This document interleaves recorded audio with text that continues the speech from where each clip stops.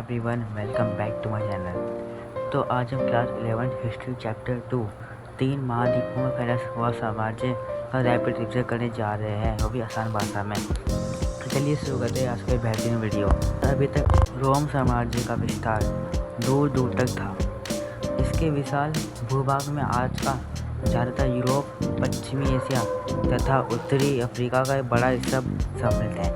इस पॉइंट में बताया गया है कि जो रोम साम्राज्य है वो बहुत बड़ा साम्राज्य था, ठीक है। और जो है ना पूरा आधा यूरोप घेर रखा था, पश्चिमी एशिया में राज था, उत्तरी अफ्रीका ना वो बड़ा हिस्सा लिया था तुमने। लेकिन जैसे कि हर चीज़ को जानने का एक सोर्स होता है, वैसे इसको जानने का भी तीन स्रोत हैं। पहला क्या है? पाठ्य सामग्री। क्या है? पाठ्य सामग्री। दूसरा क्या? दस्तावेज, ठीक है। तीसरा क्या है? सामग्री अवशेष। पाठ्य सामग्री का मतलब है जो जितने लेटर्स है ना, लेटर्स पत्र सब होते हैं, ठीक है। और देखो इसमें क्या था, जहाँ का वो होता है इतिहास था, वो इतिवृत्तांत था। मतलब क्या, यहाँ का जो इतिहास था वो हर साल लिखा जाता था। और दस्तावेज क्या होता है? देखो दस्तावेज क्या होते हैं, जो लिखते हैं ना, कोई पौधा था पेपाइलस, ठीक है। पेपाइलस वहाँ लिखा जाता था। पेपाइलस जो होता है सेकेंडरी से पौधा था, जो है ना नील नदी के पास मिलता था, जो मिस्र में होता था, ठीक है। तीसरा है सामग्री अवशेष। मतलब जब हम पुरातत्व करते, जब हम खुदाई करते हैं ना जमीन के नीचे, तो हमें कोई भौतिक अवशेष मिलते हैं कि मूर्तियाँ मिल गई या फिर कोई बर्तन मिल गए, है ना, ये भौतिक अवशेष होते हैं, सामग्री अवशेष ये होते हैं। अब बात आती है ईसा के जन्म से 7वीं सदी के पूर्वार्ध में 630 तक अवधि में ना ज़्यादातर यूरोप, उत्तरी अफ्रीका तथा मध्य पूर्व के बड़े क्षेत्रों में दो साम्राज्य फैले हुए थे। पहला क्या है?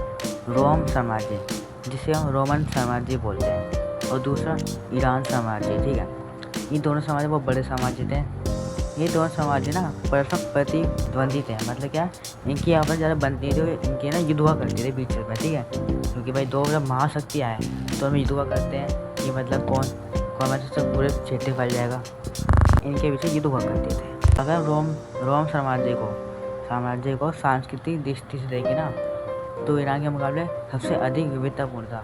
मतलब क्या है, जो रोम साम्राज्य की तो सांस्कृतिक दृष्टि थी ना वो अच्छी थी, ठीक है।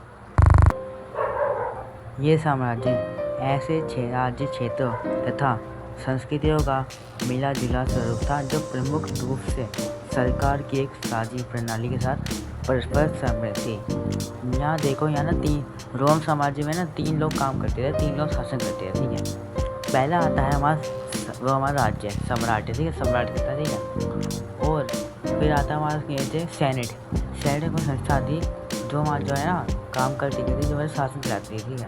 रोमन साम्राज्य ना वहाँ बहुत सारी भाषा बोली जाती थी, पर लेकिन जो प्रशासनिक कार्य हैं, प्रशासनिक कार्य क्या होता है, कोई लेटर लिखना, किसी दूसरे को खत लिखना, है ना, तो उसमें जो ज़्यादातर क्या करता था, ज़्यादातर लैटिन और यूनानी भाषा का प्रयोग होता था। प्रशासनिक कार्य क्या थे, जैसे राजा कार्य वर्णन कर दिया, तो किस भाषा में होता था? लैटिन और यूनानी भाषा में हुआ करते थे। और जो पूर्वी भाग के उच्च वर्ग थे ना, वो यूनानी भाषा बोलते थे और लिखते भी थे, जबकि पश्चिमी भाग के लोग लैटिन भाषा का प्रयोग करा करते थे, ठीक है। प्रथम सम्राट अगस्टस ने 27 ईसा पूर्व में जो राज्य स्थापित किया उसे प्रिंसिपेट कहा गया। हमें पता है क्या कि सत्ता का वास्तविक स्रोत क्या था? सम्राट। तो सम्राट उस समय कौन था? अगस्टस, ठीक है। इस कल्पना को बनाए रखा गया कि वे केवल एक प्रमुख नागरिक अर्थात प्रिंसेस थे। रोमन सब जो वासी थे ना, उनमें ये बताया गया कि इन्हें राज्य कहता है कि मैं भी एक मतलब तुम्हारी तरह एक आम आदमी हूँ, मैं भी प्रिंसेस हूँ, ठीक है। तो अगस्टस है, उसके पिता का नाम था जूलियस सीजर। क्या नाम था?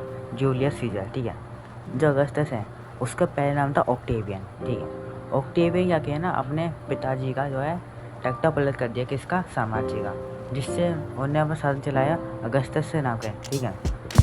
हाँ, जो रोमन साम्राज्य जो होता ना एकाकी जो वो होता क्या कहते हैं, न्यूक्लियर फैमिली का चलन था, ठीक है। परमाणु फैमिली, न्यूक्लियर फैमिली का चलन था, एक परिवार में बोलते हैं, ठीक है। आपको पता है एक परिवार क्या होता है ना। और उसके बच्चे या फिर जरूरत पड़ने पर वो जो हमारे जो पेरेंट्स के बच्चे, ठीक है, पेरेंट्स के जो होते हैं मतलब माता पिता। हाँ, जो है ना विवाह भंग करना बहुत आसान था, वहाँ तलाक देना बहुत आसान था, ठीक है। वहाँ जो है ना, तो दोबारा जो क्या हुआ, वहाँ जो हमारे तीनों लड़कियों की उम्र ना 16 से 18 से लेकर 22 से 23 की उम्र में होती है, ठीक है। बाकी जो हमारे पुरुष होते हैं उनकी 28 से लेकर 32 उम्र होती थी शादी की, ठीक है। अब देखो वहाँ जो सास बेटा थी ना, लिटरेसी रेट था ना, लिटरेसी के पढ़े लिखे होने का वो रेट था, वो जो मतलब काम चला होता है, ज़्यादा लोग पढ़े लिखे नहीं थे, ठीक है। और वहाँ जो दीवारी थी ना, गलियों की दीवारी में विज्ञापन छपे होते थे, विज्ञापन छपे होते, ठीक है। जिससे जो विज्ञापन है उनका एडवर्टाइजमेंट होता था, आपको पता ही इतना। यहाँ कुछ ना सामाजिक संगठन पाए जाते थे, जैसे विविधता वेशभूषा, धार्मिक संप्रदाय, स्थानीय देवता, बोलचाल की भाषा बोलता, इनमें मतलब क्या था, और की समाज संगठन पाए जाते हैं, ठीक है।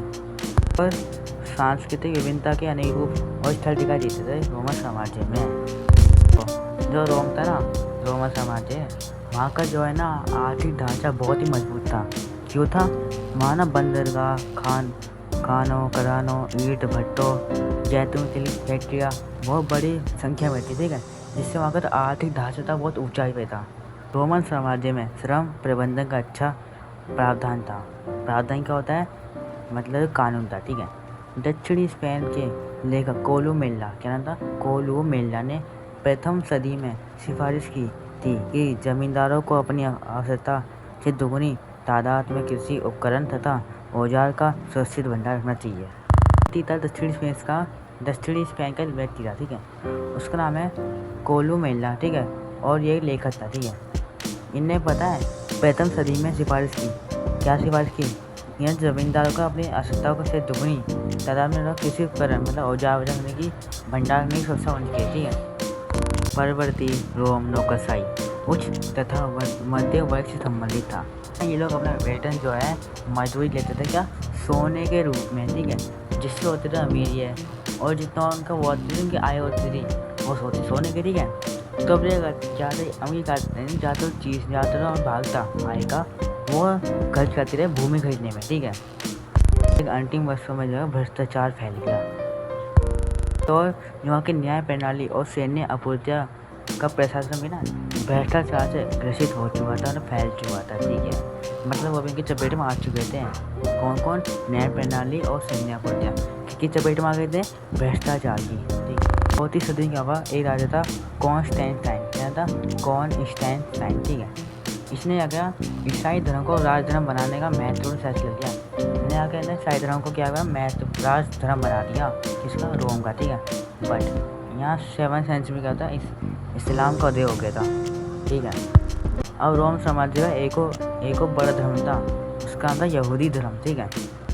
ये जो है यहूदी धर्म था एकांशम था। देखो एकांशम में क्या होता है? तो एकांशम है, उसका मतलब क्या होता है? चट्टान का बड़ा टुकड़ा, ठीक है। बट यहाँ पर जो क्या है, एक ऐसा व्यक्ति जो है ना, जो किसी में भेदभाव नहीं करता, विविधता नहीं करता, और सबको समान मानता है, ठीक है। यहूदी क्या थे? यहूदी थे क्या? एक आसम, ठीक है। जो विविधता नहीं मानते, सबको समान मानते थे, ठीक है। बात आती है 7वीं सदी के प्रारंभिक दशकों में रोम तथा ईरान के मध्य युद्ध शुरू हो गया।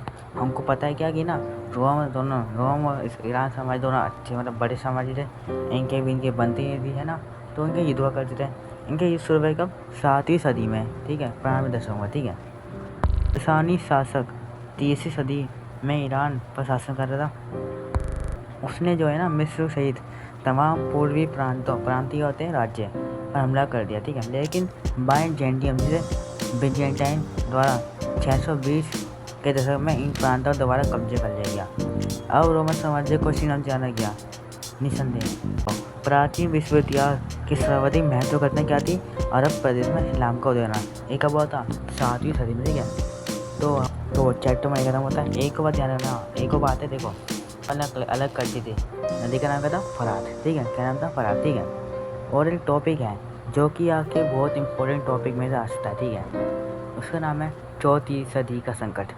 इसे तो चैप्टर नहीं खत्म करते हैं। Bye bye, goodbye, sayonara. और एक और बात, अगर इसकी PDF ये नोट्स जो है आपको हमारे टेलीग्राम चैनल मिल जाएंगे, तो आप अपने डिस्क्रिप्शन ज्वाइन कर सकते हो, कोई दिक्कत नहीं आती, ठीक है। और हमारे चैनल सब्सक्राइब करें, वीडियो पसंद आए तो लाइक करें, और अच्छा सा कमेंट ड्रॉप कर दीजिए कि हमें भी लगे हाँ कि हमारा तो सब्सक्राइब कर देना, ताकि आपका बेल और बेल आइकन जरूर दबा देना, ताकि आपको जो है ना आने वाली वीडियो की नोटिफिकेशन सबसे पहले मिल सके। तो thank for watching, bye bye.